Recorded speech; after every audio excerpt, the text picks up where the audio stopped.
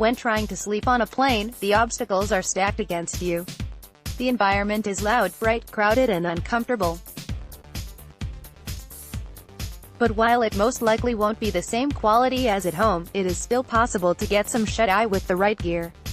Before you get shopping, there are a few key considerations to keep in mind.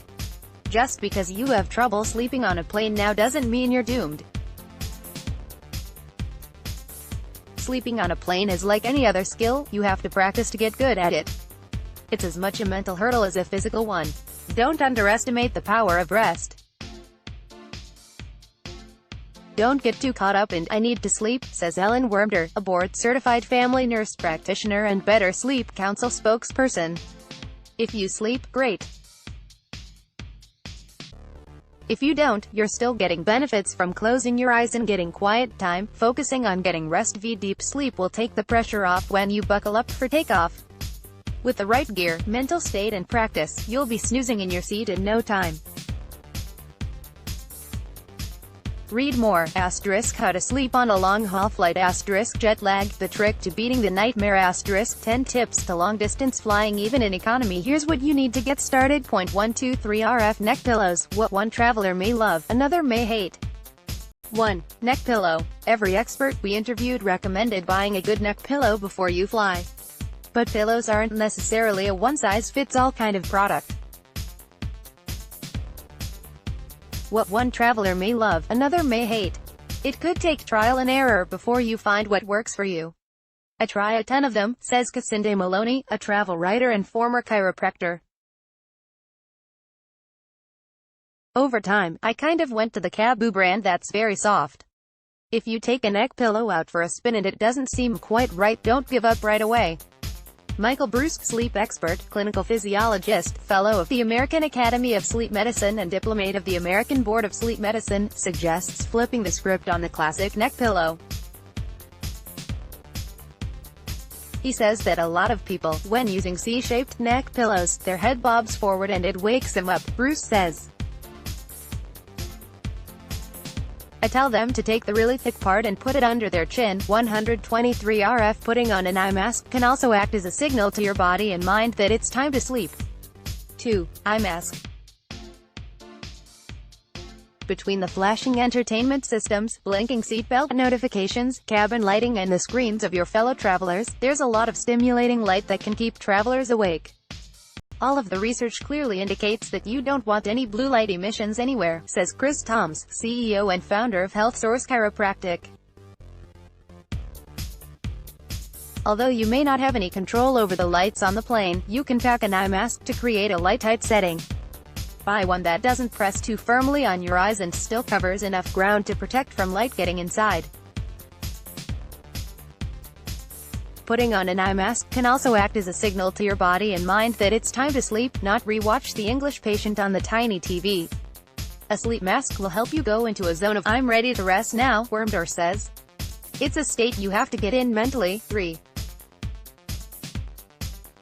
Blue light blocking glasses. While we're on the subject of light, experts say that blue light, that artificial light that beams out of phones, computers and LED displays, is a detriment to your sleep quality. And unfortunately, planes are of blue light.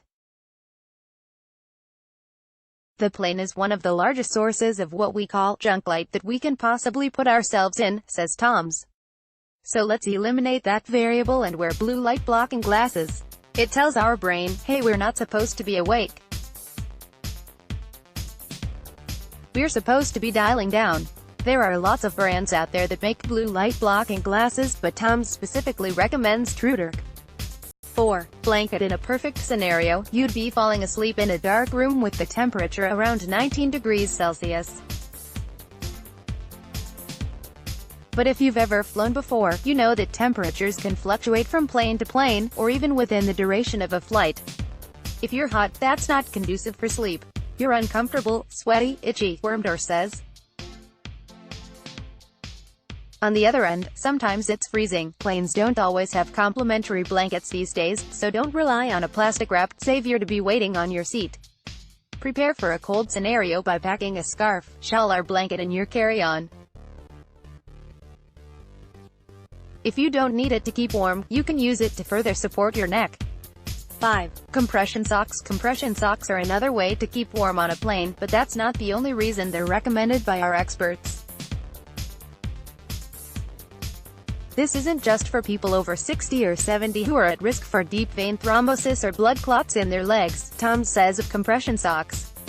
This is for everybody because they improve circulation. The compression socks will help prevent stagnant blood flow while you're stuck being sedentary on the plane. Bruce says picking out a pair doesn't have to be complicated, just order ones that correlate appropriately to your shoe or foot size. 6. Earplugs or noise-canceling headphones.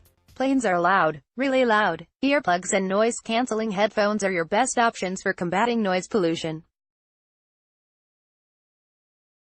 For plugs, Tom's recommends finding a pair that have a noise reduction rating (NRR) of at least 30 to be effective on a plane. Choosing what to play on your noise-canceling headphone is up to personal preference. Wormtor says to pick something that blocks out the rest of the noise, and at the very least gives you something to focus on that's not your thoughts. You can try audiobooks, sleep or relaxation apps, music or white noise. Binaural beats are another options, which Wormtor explains, play in one ear and are slightly off in the other ear. It can get your brain wave into a slower rhythm that's better for relaxation or sleep. 123 RFYO. You can have all the right gear in the world and still run into problems that will keep you awake on a plane. 7. Melatonin. You can help send a signal to your brain that it's time to sleep by using melatonin. Melatonin is a more natural alternative to a prescription sleep aid, and it's available at drugstores over the counter. Maloney travels with Sleep Now, a brand that features melatonin and chamomile to help travelers relax. But less is more when it comes to the supplement, so make sure you're not taking too much. The challenge with melatonin is, Americans think, if a little is good, a lot is obviously better. And it's totally wrong, Tom says. When it comes to melatonin, we really shouldn't exceed a half milligram to 1 milligram on any given day. Consult your doctor before experimenting with any type of sleep supplements.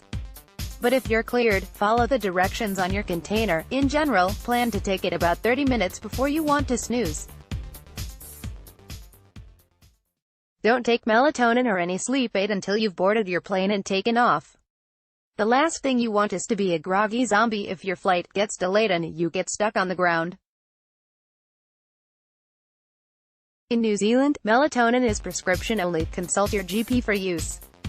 8. Water. The best sleep is interruption-free, and unfortunately, that's nearly impossible on a plane.